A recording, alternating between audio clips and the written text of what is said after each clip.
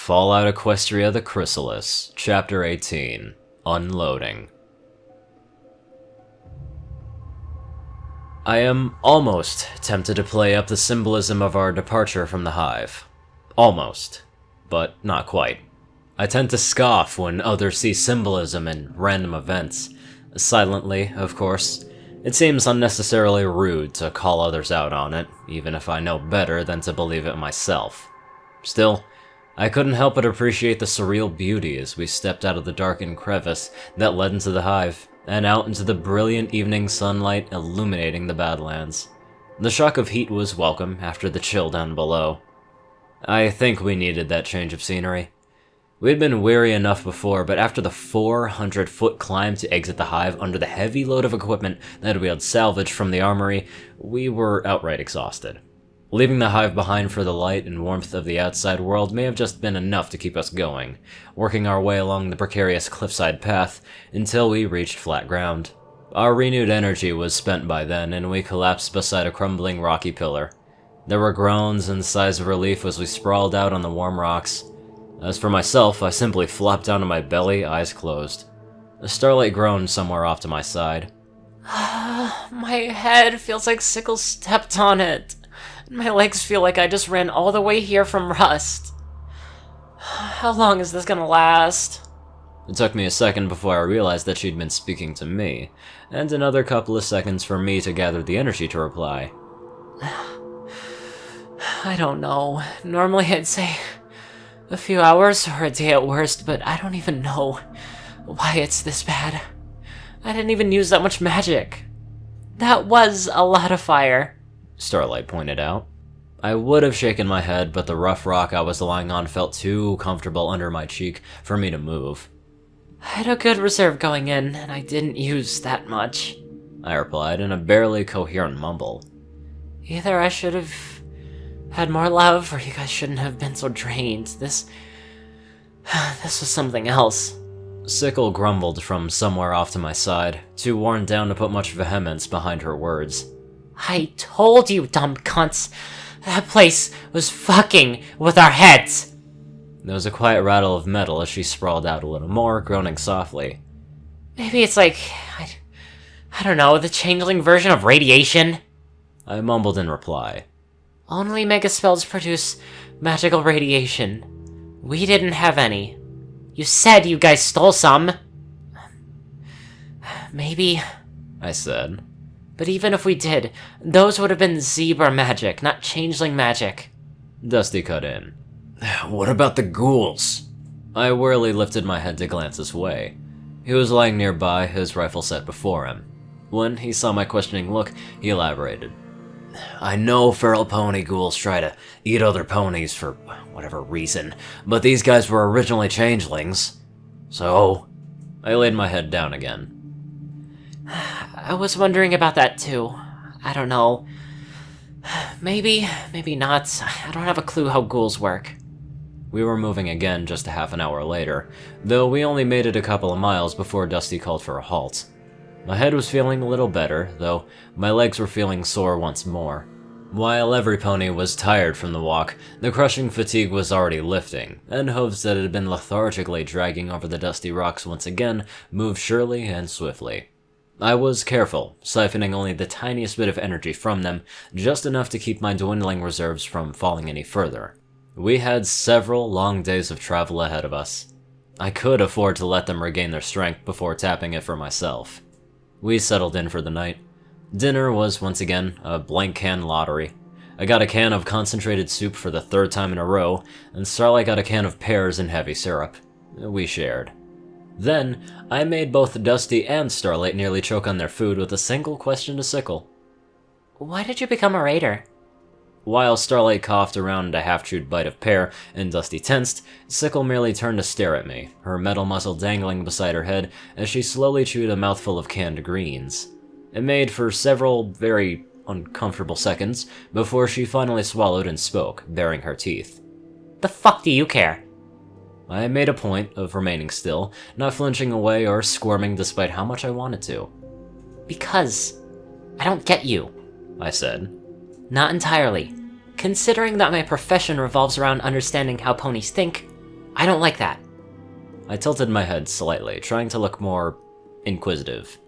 I think I understand you a little more than I used to, especially after the hive, but there's still a lot that I don't get. And I'm curious. Sickle smiled derisively. What's to get? I like to fuck and kill ponies. So do raiders. Ain't hard to figure that shit out. But something changed.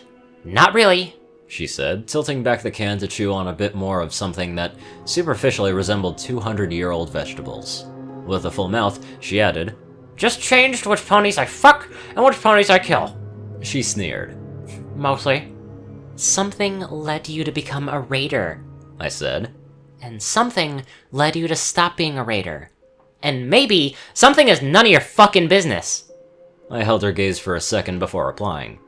And would that something explain why you were being relatively nice in there?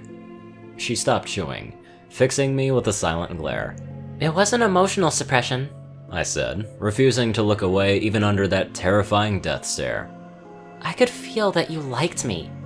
She bared her teeth again, growling. Yeah? And does it feel like I like you now? I smiled and didn't even hide the smugness. Yes, a little. Her snarl vanished, and a moment later she snorted and returned to her food. Ain't like I need to kick you when you're wadding through the bodies of your family. Too easy. I winced and looked away. She grumbled something and she continued eating. Dusty eyed her curiously, but wisely said nothing. The trip back was long, and almost entirely uneventful. It was made all the longer by the amount of supplies we had requisitioned. Even if Sickle was carrying half of it herself, it was still a tremendous amount of weight. We were quite happy when we reached the wagon the next evening and could finally offload all that weight. As we piled everything into the wagon, it highlighted just how much we had taken. The roughly 24 weapons and tens of pounds of ammunition and spark packs was just the start. Dusty had insisted on taking a full set of suppressors for various calibers. I had apparently made quite the impression with my pyrotechnic display in the outskirts of Dodge City. So, we also acquired a wide assortment of explosives, including a couple of large demolition charges that Sickle had to carry for us. Then, there was the personal gear. In addition to flashlights, we now had a full set of 4 respirator masks, one each, with replacement lenses and filters, small air tanks, and detachable hoods. I wasn't sure if they'd be useful, but Starlight liked the idea of having them. Not only would it be good for protection from bad air, but there were apparently industrial sites that had noxious chemicals that were extremely unhealthy to breathe. Not to mention the dangers that would come from inhaling particulates infused with magical radiation. The wagon made much better progress descending from the rough terrain that it had climbing it. Sometimes that progress was a little too fast, as Sickle and it slid down slopes with hardly any control, and she snarled and cursed the whole way as her hooves skidded against the rocks and cut furrows through the dry earth. But each time, she laughed once they had settled onto more even terrain. We continued on towards the looming shadows of Equestria. The line of ragged shadows cast a sharp contrast between the brightly lit Badlands and the darkened lands we were hiking towards. It hadn't looked so dark under those clouds while we had been beneath them, but from where we stood, it looked dark and ominous. Not that the land of sunlight was all that peaceful and ideal, and I don't just mean the state of my hive. Above those clouds, basked in the glow of the sun and in vivid colors that reminded me of Equestria at its height, a battle raged. We were too far to make out all the details, but I could see 3 raptors weaving and circling in a deadly dance. Lances of light flashed between the clouds, and occasionally we could catch a glimpse of tiny black forms flying through the sky around them. They circled and closed, exchanging a fusillade of fire before withdrawing, the intensity of combat fading as they circled once more, like wrestlers looking for an opening. The battle continued, off and on, for over an hour. 2 of the raptors hounded the third, which narrowly evaded their grasp time and again. Eventually, the pair withdrew, with one of their raptors smoking heavily. The 2 sides parted ways, disappearing behind the scattered clouds. Eventually, we passed under the edge of the Enclave cloud cover. The heat of the sun faded as we returned to the softly lit grayness of Equestria. After the events of our outbound journey, we avoided World's End, and while we passed through Pale Sands once more, we gave Ponytown a wide berth. The journey took several days, with little to see or do. We spotted another set of structures in Pale Sands, but we steered clear. It kept our progress uninterrupted, but it also made the whole trip blur into one long string of nothingness. As we trekked across the miles of empty desert, only one brief event stood out. We'd halted for a brief stop just north of Pale Sands where Sickle grew restless. She was standing not far from me when her tail started to flick in agitation, the tip of her intact ear swiveling back and forth as if searching for a sound. Dusty had tensed up immediately, setting down the bottle of water and shifting his rifle on its sling. What's wrong? I asked. I don't know. Sickle rumbled, her head turning one way, then the other, scanning the horizon. Something ain't right. A black form smashed into the ground before us with a tremendous crash, sending me leaping back. It hit hard enough to rebound off the ground, and Sickle had already spun around, planting a powerful double hoofbuck that sent the black-armored Pegasus pinwheeling into a nearby boulder. All of that happened before I'd even finished my startled jump, and I froze as I landed, watching the black form crumple to the ground. With her lumbering bulk, it was easy to forget how terrifyingly quick Sickle could be. What the fuck? Sickle snapped, spinning back around to face the very dead Pegasus.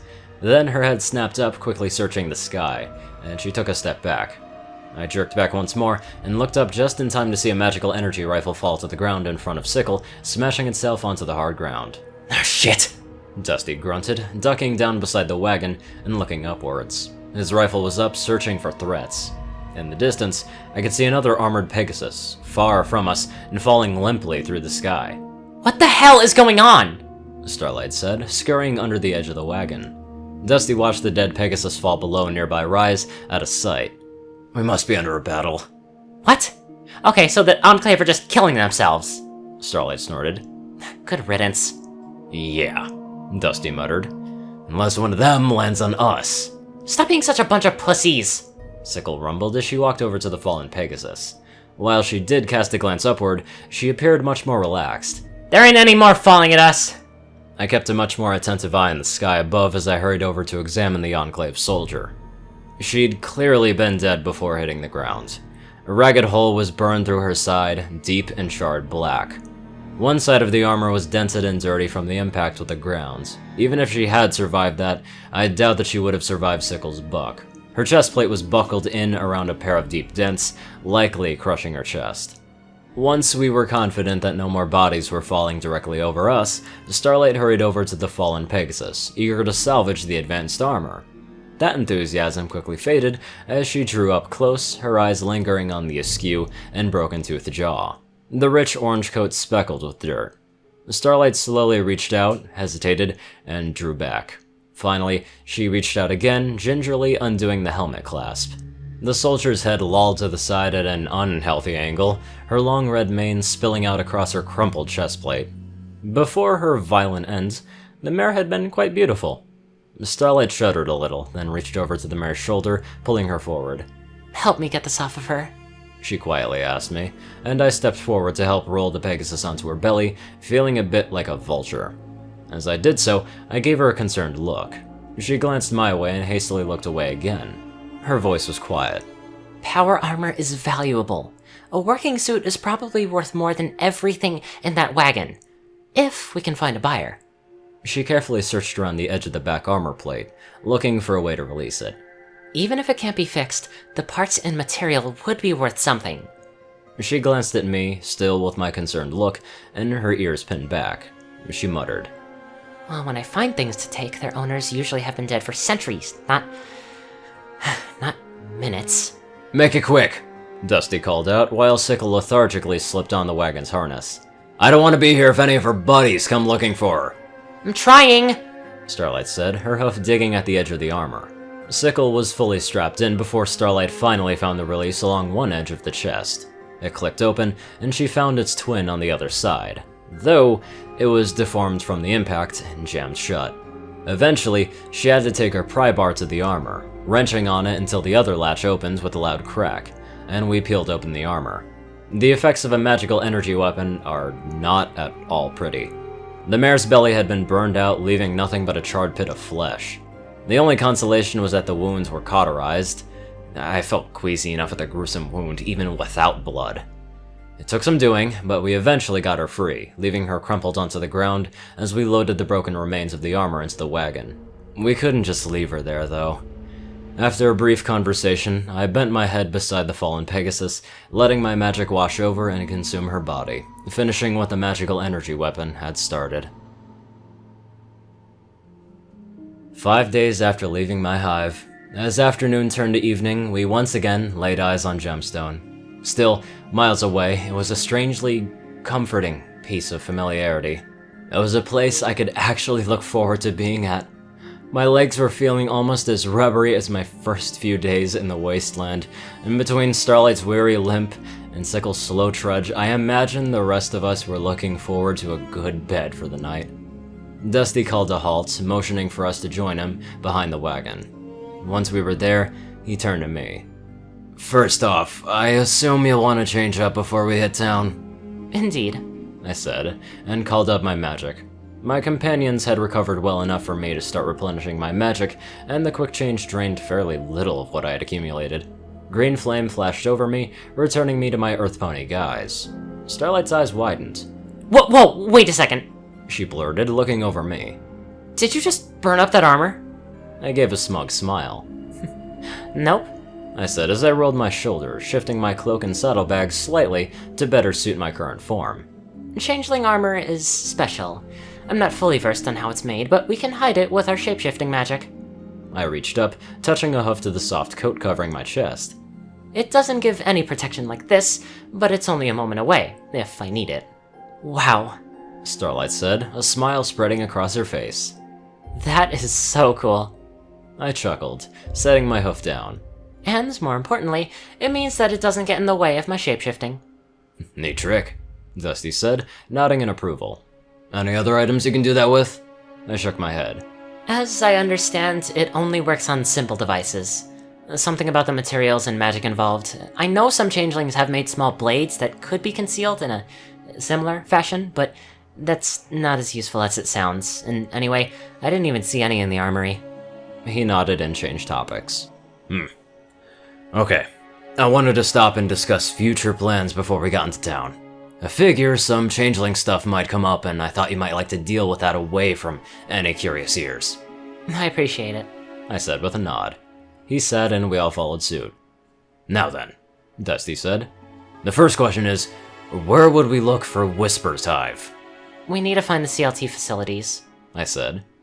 Except, we have no idea where those are, Starlight said. Baltimore holds the Crystal Life Technologies regional headquarters. That should tell us where every facility in the region is located. Dusty grimaced. Yeah. I remember. That's still a hell of a long trip, and not an easy one. I'd never even heard of Crystal Life before Paradise Beach, Starlight said. Scavengers tend to hear about places like that, and there's definitely none around Dodge City, unless they were in the crater. Maybe some trader heard of something, but I don't know. She looked at Dusty. We need something to go on. He sighed but nodded. Yeah. We can ask in town, see if anyone's heard of anything. If not, yeah. Okay, we can look into making a trip to Baltimore. I'm not even sure if it's feasible or not, but we'll look into it. I smiled, giving him a grateful nod. Thank you. Second question, he said. What do we do about Big Gun? He was answered with complete silence. After a moment, he sighed again and looked at me. Whisper, how hard would it be to find some evidence that could be used to take him down? I frowned, considering the question for a moment before answering with one of my own. Do you mean finding the evidence, or making sure that the evidence actually takes him down? He quirked an eyebrow questioningly. What do you mean? He's been in power for some time now, hasn't he? When Dusty nodded, I continued. He also has an independent group of mercenaries in his employ, and a lucrative industry that keeps him rich and well-armed. He's got political, economic, and military power. Even if we find enough support for that evidence to condemn him, we know that he has some rangers helping those mercenaries that ambushed us. We need to be sure where the militia would fall in this matter, especially if his mercenary forces have been replenished. If they fall on the wrong side, they would need to be dealt with before we could proceed. Dusty was frowning deeply by the time I'd finished. He was silent for several seconds and eventually fished out a cigarette. He lit it, smoking in silence for a few more moments before asking. How long would that take? You're asking for an infiltration of multiple levels of government, such as it is, and 2 separate military organizations, I said. Optimistically, weeks, and that's if I'm incredibly lucky and stumble into something big. He slowly nodded, sighing out a long stream of smoke. And pessimistically? Months, inconclusive data, and possible loss of committed assets. Loss of... I die. He blinked, looking up with a questioning expression. Do you think that's likely? Infiltration is never without risk, I said. No, I don't think it's likely, but it's possible. I'm confident in my abilities, and they lack many of the resources wartime Equestria had that might make infiltration more difficult. But there's always a risk. I motioned a hoof towards him. You seem to be an excellent soldier, but there's always the chance that you could take a bullet to the head for some random blind shot. We can minimize the risk, but it's always going to be there, and we can't always see it coming. The longer I'm poking around investigating dangerous individuals and organizations, the greater the risk. Dusty considered that a moment, taking another slow puff before asking. And if you took care of him the other way, how well would that work? I looked off into space for a moment, considering several factors. Then I looked back at him. I could be back by dawn. His ears folded back, and he looked away to take a particularly long drag from his cigarette. Starlight quietly murmured beside me. You're kinda creepy when you talk shop. I blinked, my own ears drooping a bit. Sorry, I just wanted to consider things as factually as possible. It's okay, She said, awkwardly looking around the ground near her hooves. It's kinda cool too. I raised an eyebrow, and she finally looked up to me. She hesitated a moment, then smiled a little. More cool than creepy, I guess. Our little super spy bug. I huffed out a soft laugh, though my amusement slowly faded as I considered the source of her concern. I don't want to kill ponies, I said, and her faint smile faltered in surprise. What he did to Silverline and Quicksilver makes it easier to deal with, but I'd prefer if there was a better solution. I just don't think that there is one here. Off to the side, Sickle snorted and muttered. Dumb cunts. Starlight looked at her with shocked surprise. Even Dusty looked up from his thoughts. Sickle looked around at our reactions, frowning. What? Just kill the fucker already! Don't just sit around whining and trying to come up with some pussy-ass reason for it! Those 2 little raider fucktoys should be reason enough for your dumbasses to stomp his fucking skull in! I spoke up. There's a lot more to consider. No, there isn't! She snapped back. You like those 2, for whatever fucking reason you got. He hurt them, so you go back and hurt him worse. Simple! Charming, Starlight muttered, while I remained silent, eyeing Sickle. Dusty broke the ensuing silence. Okay. He took another long drag on a cigarette, killing it in record time, and dropped it to the ground, grinding it into the dirt with a hoof. Okay. Whisper, we'll take out Big Gun. And Wild Runner, I said, my attention returning to him. She seems every bit as bad as him, if not worse. And she'd just step into his horseshoes if he dies. With both of them removed, there's no stable base, and things might get messy, especially if the militia tries for a power grab. But it would be manageable. He nodded. Her too. I'll also dig around for evidence while I'm there. Implicating him after the fact will be much easier, and I may be able to discover something that clears our names. Lethal force means more direct and expedient information gathering. Dusty hesitated, but nodded again. Okay, I said. Should I get started on that? Dusty shook his head. No, that's just planning for later. Right now, we're all going to town, getting some comfortable rooms, and resting. At least 1 week R&R, and then we can move on. A week? I said, ears perking up sharply. We don't need that long. I can take care of Big Gun and Wild Runner by morning, and I'm sure that Emerald will have anything that we need for the trip to Baltimore. If Sickle doesn't mind me taking a nap in the wagon when I get back, we could be on the way tomorrow. Dusty shook his head. No, Whisper. We're taking a good long break before we set out for Baltimore. We need some downtime. I stared at him in disbelief. Then I blinked. No, I don't. I need to find the rest of my hive. That's more important than my own comfort. I'm not talking about comfort, Dusty said, though it was without anger. The words were sharp, and my ears pinned back. I've been with you for, 3 weeks? 4? And in that time, we've been traveling almost constantly. We haven't even had a single full day to rest and recover. He touched a hoof to his chest, or more accurately, to the old barding that he wore. I've been a soldier most of my life. I've seen what happens when you keep a unit going for weeks, or months without rest. Ponies start breaking down, or making mistakes. Even the best can't keep going forever. He gestured around with his hoof. Every single one of us has been injured. Sickle's been shot more times than I can count. Star's limp has been getting worse. And Whisper, we were picking shards of bone out of you. Not to mention the emotional trauma you've been through. We all need a break. But you need it, most of all.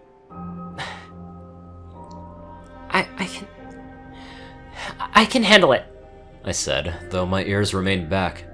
Distantly, I recognized that I was being defensive. It's fine. You're not fine, Dusty said. Shit, Whisper, I've seen you go into a full breakdown at least 3 or 4 times.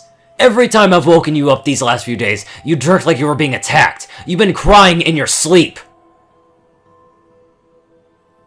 My mouth shut on any further protests, staring back at him with wide eyes. Had I really? I remember being a little surprised when he woke me up, but it couldn't be that bad, right? I looked over to the others. Starlight looked down at the ground as if unable to meet my gaze. Sickle's lips pulled back in a smirk. Crying like a little bitch. While Starlight hit her on the shoulder, hard, and Sickle gave a firm shove in return, I looked back to Dusty. I was surprised to see him moving in close, and even more when he reached out, placing a hoof softly on my shoulder.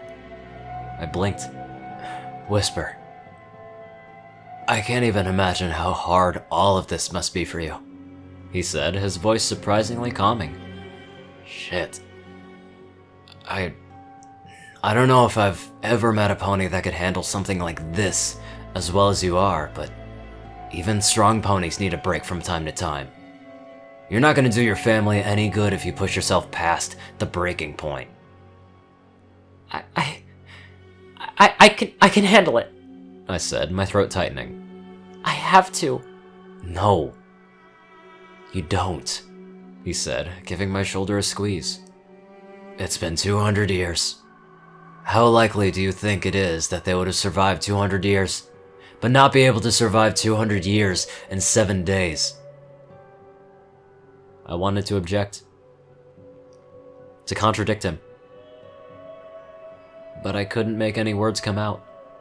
Every objection I tried to conjure reeked of self-deception. You have an objective, he continued on. It's an important objective, but it's not a time-critical one. If you keep pursuing it as if it was, and drive yourself to death, you will fail that objective. I flinched. The smart move is to step back, regain your strength, plan things out, and only set out again when you're at your strongest. I deflated. The lump in my throat had swollen, my breathing growing hoarse. I think what finally did it for me was the tears building up in the corners of my eyes. I was on the verge of breaking down and crying just because someone was rightly making me slow down. I sniffled, blinking back tears, and nodded. With the matter concluded, Starlight stepped up to me, wrapping me in a firm, soft hug. I simply tucked my muzzle in against her neck, taking comfort in her soft coat and warm emotions. Starlight gives good hugs. After a minute, I drew back, wiping my eyes and swallowing down the last of the lump in my throat. Oh, okay, I said, finally looking up to Dusty again. 1 week. 1 week, he agreed. We'll see from there. I nodded. He gave me another minute to gather myself up, and then we continued on towards Gemstone. The better part of an hour was spent crossing those last few miles, and while it might have been a lie to say I felt much better by the time we crossed the train tracks and started up the gentle slope towards the gate, I, at least, felt more stable.